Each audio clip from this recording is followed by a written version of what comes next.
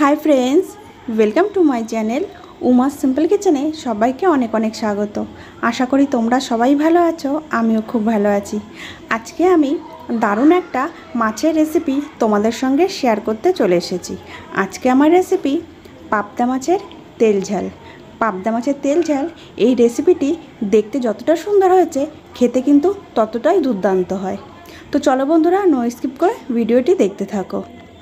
এখানে দেখো আমি বেশ কিছুটা সাদা সর্ষে নিয়েছি। আমি কিন্তু সর্ষে সমস্ত রেসিপি সাদা সর্ষে দিয়ে করে থাকি, তোমরা চাইলে কালো সর্ষেও ব্যবহার করতে পারো। আর নিয়েছি 5 থেকে 6টা কাঁচা লঙ্কা, আর দিয়ে দিলাম একটা টুকরো করে কেটে নেওয়া টমেটো। এবার আমি এর মধ্যে দিয়ে দেব সামান্য লবণ আমি দিয়ে দিয়েছি। এবার এই সমস্ত কিছু একসঙ্গে পেস্ট করে নেব। এখানে খুব সুন্দর স্মুথ একটা পেস্ট আমি দেখো বানিয়ে নিয়েছি। টমেটো দেওয়ার কারণে সর্ষেটা কিন্তু খুব সহজেই পেস্ট হয়ে গেছে। এবার বন্ধুরা আমি কিন্তু রেসিপিটা বানিয়ে নেব। এখানে আমি কড়াইয়ে পরিমাণ মতো তেল গরম করে নিয়েছি। এখানে আমি সর্ষের তেল নিয়েছি, তোমরা চাইলে রিফাইন্ড অয়েলেও বানাতে পারো। এবার আমার তেল গরম হওয়ার পরে দিয়ে দিলাম তেলের মধ্যে সামান্য কালো জিরেটা আমি ভেজে নিয়েছি। এবার এর মধ্যে দিয়ে দেব কুচিয়ে নেওয়া পেঁয়াজ। এখানে 2টো বড় সাইজের পেঁয়াজ আমি খুব ভালো করে কুচিয়ে নিয়েছিলাম।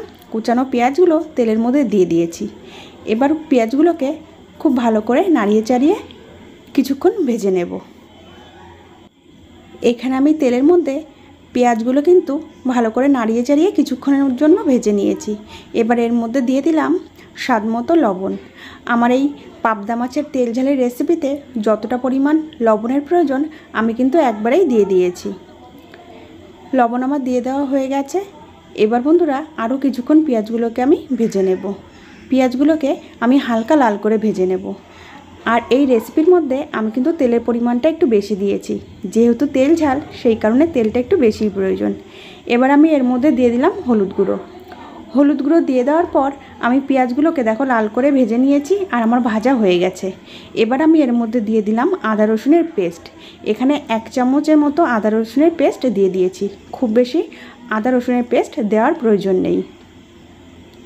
আদা রসুনের পেস্ট দিয়ে দেওয়ার পরে পেঁয়াজগুলোকে আমি আরও কিছুক্ষণ ভেজে নিয়েছি যাতে করে আদা রসুনের গন্ধটা চলে যায়। আর দিয়ে দিলাম 1 চামচ কাশ্মীরি লঙ্কার গুঁড়ো। কাশ্মীরি লঙ্কার গুঁড়োটা আমি তেলের মধ্যে দিয়ে দিলাম, তাহলে কালারটা কিন্তু দুর্দান্ত আসবে। এবার আমার সমস্ত কিছু খুব ভালো করে ভেজে নেওয়া হয়ে গেছে। এবার যে মশলার পেস্টটা আমি বানিয়ে রেখেছিলাম সেটা দিয়ে দিচ্ছি। এখানে সাদা সর্ষে, কাঁচা লঙ্কা আর টমেটোর পেস্ট আছে।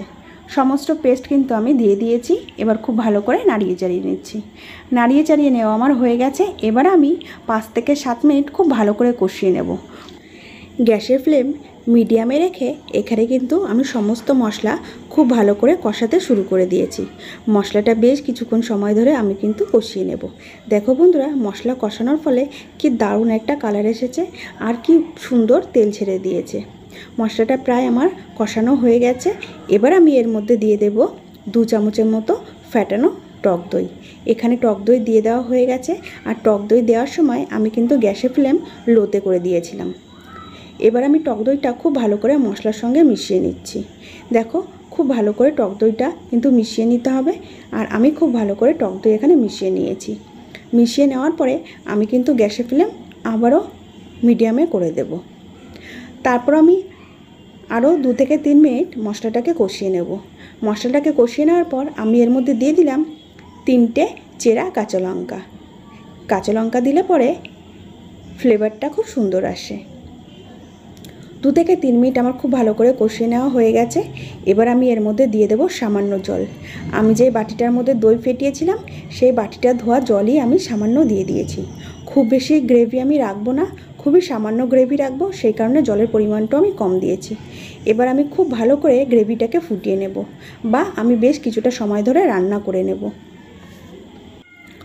দেখো বন্ধুরা গ্রেভিটা এখানে সামান্য ফুটতে শুরু করে দিয়েছে। এমন সময় আমি এর মধ্যে দিয়ে দেব সামান্য চিনি।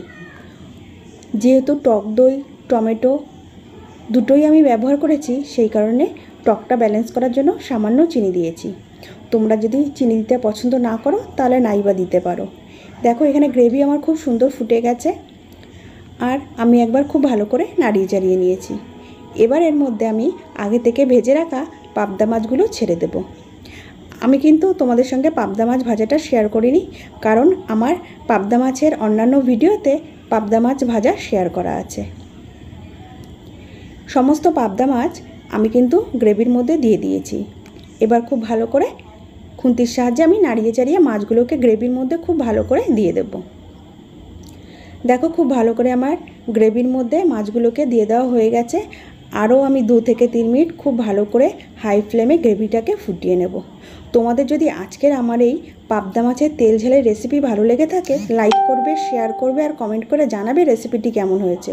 আর আমার চ্যানেলে নতুন নতুন ভিডিও পেতে হলে অবশ্যই আমার চ্যানেলটিকে সাবস্ক্রাইব করবে। আর যদি তোমরা ফেসবুক থেকে দেখে থাকো, অবশ্যই আমার ফেসবুক পেজটিকে ফলো করতে ভুলবে না। পাবদা মাছের তেল ঝাল এখানে আমার রেডি হয়ে গেছে। আর যতটুকু প্রয়োজন আমি গ্রেভি দেখো ঠিক ততটুকুই রেখেছি। আর তার ওপর থেকে ছড়িয়ে দিয়েছি, আর ওপর থেকে দিয়েছি সামান্য সর্ষের তেল। তোমরা চাইলে ধনেপাতা কুচিও ব্যবহার করতে পারো। দেখো বন্ধুরা, আমি এখানে প্লেটে সার্ভ করে নিয়েছি। কতটা লোভনীয় দেখতে হয়েছে, আর খেতেও কিন্তু দুর্দান্ত হয় পাবদা মাছের তেল ঝাল। আজকের মতো ভিডিওটি আমি এখানেই শেষ করছি। আবারও দেখা হবে নতুন কোনো রেসিপির সাথে। তোমরা সবাই ভালো থাকবে, সুস্থ থাকবে। সম্পূর্ণ ভিডিওটি দেখার জন্য সবাইকে অনেক অনেক থ্যাংক ইউ।